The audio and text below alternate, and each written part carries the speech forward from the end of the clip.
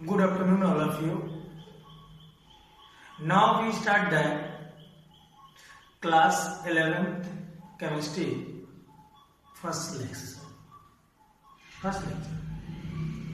First lesson of chemistry is some basic concept of chemistry.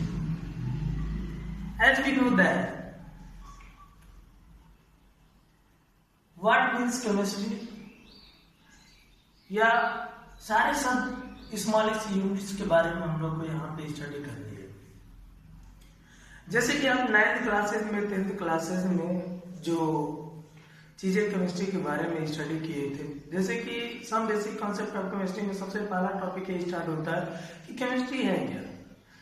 Chemistry है क्या, क्योंकि अभी 9th 10th में हम लोग केमिस्ट्री को साइंस के पार्ट में साइंस में इंक्लूडिंग स्टडी करते थे, बट यहाँ पे एक इंडिविजुअल हमारा सब्जेक्ट बनेगा केमिस्ट्री। तो सबसे पहली चीजें कि हम लोग जानेंगे कि केमिस्ट्री क्या है। हालांकि ये सारी चीजें क्लास 9th में हम लोग पढ़े थे। केमिस्ट्री क्या है, केमिस्ट्री के कितने ब्रांचेस होते हैं, मैटर क्या है, केमिस्ट्री का इंपॉर्टेंस हमारे लाइफ में क्या है, इन सारी चीजों को हम लोग बेसिकली क्लास 9th में स्टडी कर चुके हैं। नाउ उन्हीं सारी चीजों को फिर क्लास 11th के फर्स्ट चैप्टर में रिवीजन करना है। कुछ चीजें हैं जो उसको मॉडिफाई करके थोड़ा सा बड़ा किया गया है, बट अगर 9th और 10th के केमिस्ट्री का थोड़ा सा अगर आप लोग स्टडी किए हो तो इन सारी चीजें इसमें मिल जाएगा। क्लियर? जैसे कि आपको सबसे पहले कि अगर आपसे कोई पूछे थे कि what do you mean by chemistry, chemistry क्या है, तो आप कहते हो कि chemistry is a branch of science which deals the study of elements and elements composition is known as chemistry.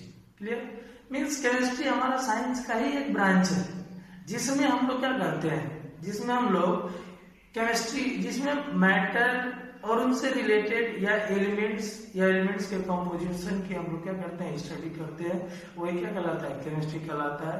हम लोग अलग अलग फील्ड के लिए अलग अलग केमिस्ट्री क्लासिफाइड करते हैं। जैसे हमारा बायोमोलिकुलर केमिस्ट्री हो गया, एनालिटिकल केमिस्ट्री हो गया, inorganic chemistry, organic chemistry, clear, etcetera. इस तरीके से हमारा केमिस्ट्री का ब्रांचेस बने हुए हैं। क्लियर?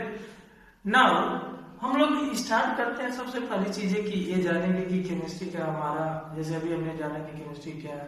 तो 11th क्लासेस में हम लोग केमिस्ट्री को या 12th में हम लोग केमिस्ट्री को 3 पार्ट में स्टडी करते हैं। पहली चीज है कि केमिस्ट्री को हम लोग 3 पार्ट में, अभी तो हमने पढ़ा नहीं, केमिस्ट्री हमारा एक तरह का ब्रांच ऑफ साइंस होता है जिसमें एलिमेंट्स और एलिमेंट्स के कंपोजिशन की स्टडी करते हैं, वो हमारा केमिस्ट्री हो जाता है। लेकिन अब हम लोग कहेंगे कि 11th में जो हम लोग केमिस्ट्री पढ़ेंगे, हम लोग 2 पार्ट में उसको 3 पार्ट में पढ़ाई करते हैं। एक करते हैं फिजिकल केमिस्ट्री, एक करते हैं इनऑर्गेनिक केमिस्ट्री और एक करते हैं ऑर्गेनिक केमिस्ट्री। क्लियर?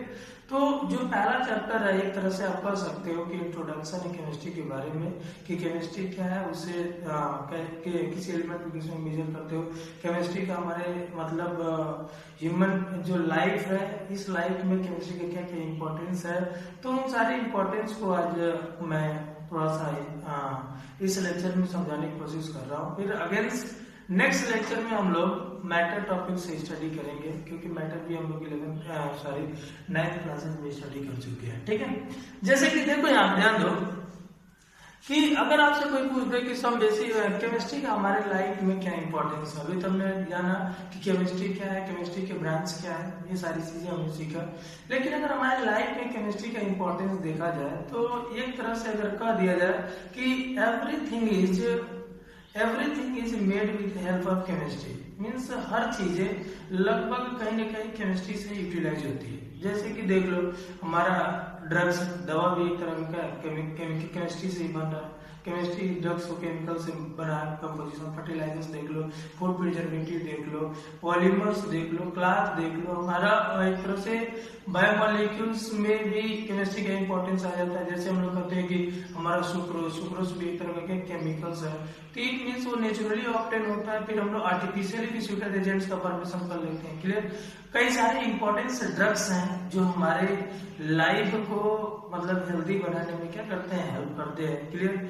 और उस ड्रग्स को केमिस्ट्री हमारा अलग अलग पार्ट्स में अलग अलग रोल प्ले के लिए अलग अलग पार्ट में उसको क्लासिफाइड किया है। अलग अलग बेसिस पे केमिस्ट्री का अलग अलग क्या है, इम्पोर्टेंस है। जैसे कुछ इम्पोर्टेंस टॉपिक को जो केमिस्ट्री में हम लोग जानेंगे। क्लियर। आगे अलग इन सारी चीजों के बारे में हम लोग टीचर स्टडी करेंगे। क्लियर। लेकिन यहाँ पे हम लोग जानते हैं उस सारे टॉपिक्स को क्या क्या हमारे केमिस्ट्री का हमारे एवरीडे लाइफ में इम्पोर्टेंस है। क्लियर।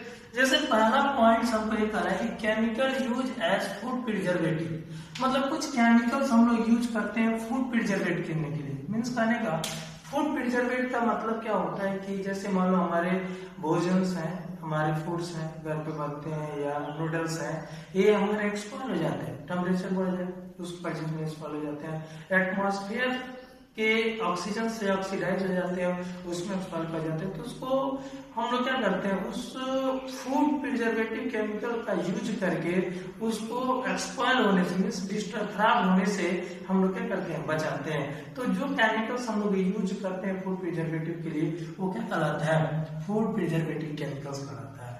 लाइक एज हम लोग दो फूड प्रिजर्वेटिव का मैंने यहाँ पे नाम लिखा है, बाकी हालांकि और होते हैं। ये पहला हमारा सोडियम बेंजोएट होता है, दूसरा सोडियम क्लोराइड भी एक तरह का क्या फूड प्रिजर्वेटिव की तरह काम करता है। दूसरा ये सबसे इम्पोर्टेंट पॉइंट्स है। जैसे आज से कुछ देर पहले, मतलब कुछ सालों पहले जब ऑपरेशन होता था, सर्जरी होती थी, तो सर्जरी होने के लिए पेशेंट का 100% सक्सेस ऑपरेशन होने की पॉसिबिलिटी बहुत कम थी, क्योंकि हम लोग क्या करते थे, क्लोरोफॉर्म का यूज करते थे और क्लोरोफॉर्म के यूज करके उस पेशेंट को क्या करते थे, बेहोश करते थे, एनेस्थीसिया के रूप में यूज करते थे। बट कभी कभी ऐसा होता था ब्लड प्रेशर ज्यादा बढ़ जाने की वजह से पेशेंट को डेथ हो जाती थी।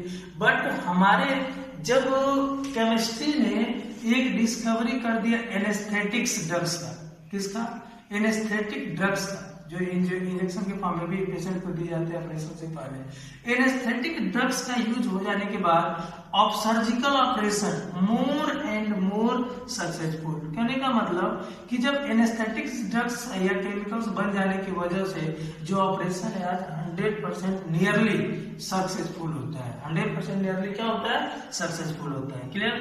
नेक्स्ट पॉइंट है chemistry has also given variety of drugs. Chemistry हमको डिफरेंट वैरायटी में ड्रग्स प्रोवाइड करता है। जैसे अगर पहला देखूं तो कहूं एंटीपायरेटिक। अगर एंटीपायरेटिक्स ड्रग्स का काम आपसे पूछ दिया जाए तो to lower body temperature in high fever it means ये जो एंटीपायरेटिक ड्रग्स उस पेशेंट को दिया जाता है कि जिसको हाई फीवर हो, मीन्स उसकी बॉडी का टेम्परेचर बहुत ज्यादा हो, तो हम लोग एंटीपायरेटिक ड्रग्स दे देते हैं तो उसकी बॉडी का टेम्परेचर क्या हो जाता है, कम हो जाता है। तो ये केमिस्ट्री ही एक तरह का ड्रग्स प्रोवाइड किया है। मीन्स टेम्परेचर को अगर कम करना है बॉडी के तो हम लोग किस तरह का ड्रग्स का यूज करेंगे, एंटीपायरेटिक्स का। दूसरा एनाल्जेसिस। एनाल्जेसिस का काम है to relieve pain. Means body में जब पेन होता है तो हम लोग पेन किलर का यूज करते हैं। बॉडी में जब पेन होता है तो किस तरह का क्या क्या यूज करते हैं, पेन किलर। तो वो पेन किलर को केमिस्ट्री के लैंग्वेज हम लोग कहते हैं कि एनाल्जेसिस ड्रग्स। किस तरह का ड्रग्स होता है, एनाल्जेसिस ड्रग्स होता है। क्लियर। तीसरा जो पॉइंट है ट्रांक्यूलाइजर्स।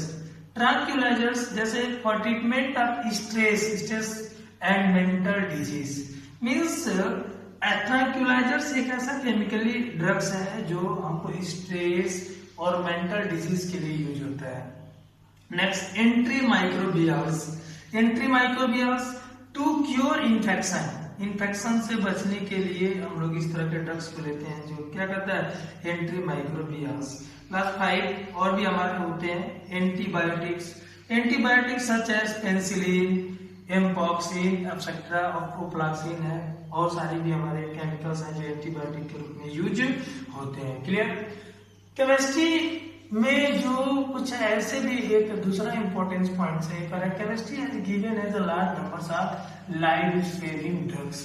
मींस केमिस्ट्री ने कुछ ऐसे ड्रग्स बनाए जो लार्ज नंबर पे लाइफ सेविंग की तरह काम करता है। जैसे आज देखते हो कि बहुत सारे ऐसे पेशेंट्स हैं जो कैंसर डिजीज से, एड्स डिजीज से क्या करते हैं, परेशान है, डेड हो जाता है, उनका बहुत ज्यादा दिक्कतें आती है बॉडी में। तो उसके लिए हम लोग कुछ ऐसे केमिस्ट्री ने हमको ड्रग्स प्रोवाइड किया जिससे हम लोग क्या करते हैं, उस डिजीज से निजात पाते हैं। जैसे कि हमारा cisplatin and Taxol, cisplatin and Taxol for cancer therapy, means cancer patient को अगर थेरेपी करने के लिए जो हम लोग केमिकल यूज करते हैं वो सिस्प्लाटिन होता है और टेक्सोल होता है, जिसको हम इंटेक करते हैं उसकी बॉडी में, जिससे कैंसर डिजीज की जो बैक्टीरिया वो क्या हो जाती है, मर जाती हैं। जब जितने दिन के लिए उसका डेड होते हैं उतने दिन हमारा जो कैंसर डिजीज वाले बॉडी होती है, पेशेंट्स होते हैं, उनको थोड़ा सा रिलीफ मिलता है। Any doubt? नाउ सेकेंड जो लाइफ सेविंग ड्रग्स है वो क्या, AZT। ध्यान दीजिएगा, कई बार कॉम्पिटिटिव एग्जाम में पूछा गया है रेजिस्टेंट फॉर्म ऑफ AZT। तो अगर आपसे कोई पूछ दे AZT एक तरह का हमारा ड्रग्स है जो एड्स के विक्टिम के लिए दिया जाता है, जो एड्स ड्रग्स के लिए एड्स डिजीज वाले पेशेंट्स पर दिया जाता है। क्लियर? तो अगर आपसे कोई पूछ दे कि व्हाट इज AZT का स्टैंड फॉर्म क्या होता है, AZT एक तरह का हमारा एड्स विक्टिम ड्रग्स है जिसका स्टैंड फॉर्म होता है एजिडोथाइमाइडिन। याद रखना, AZT ड्रग्स का स्टैंड फॉर्म क्या होगा, एजिडोथाइमाइडिन। एक बार और मैं बोल रहा हूँ, एजिडोथाइमाइडिन। एजिडोथाइमाइडिन का यूज हम लोग करते हैं किसके लिए, केमिस्ट्री में हम लोग एड्स ड्रग्स के लिए यूज करते हैं। आप जानते हो कि एड्स का जो वायरस है वो क्या है, HB, जिसको आप क्या करते हो, HIV, इस डिजीज का भी नाम एड्स को कहते हो। इस वायरस की वजह से हमारा क्या होता है, एड्स डिजीज होता है। और इस AZT एजिडोथाइमाइडिन के ड्रग से हमारा इसको क्या मिलता है, तो निजात मिलता है। Thank you. नेक्स्ट क्लासेस में हम लोग मेटल्स के बारे में डिटेल स्टडी करेंगे। ये तो हमारा इंट्रोडक्शन था केमिस्ट्री के लिए। आप लोग जानते भी हो कि केमिस्ट्री का हर जगह क्या है, इंपॉर्टेंस है। क्लियर? चाहे हमारा फूड टेक कर रहे हो, चाहे क्लास BM कर रहे हो, क्लियर, चाहे अपने डोमेस्टिक पर्पज के लिए जो इंस्ट्रूमेंट्स यूज कर रहा हूँ, या हमारे कार है, मोटर कार है, सब एक तरह में क्या है, केमिस्ट्री का है, एक तरह कहीं ना कहीं इंपॉर्टेंस उसमें आ जाएंगे। Thank you.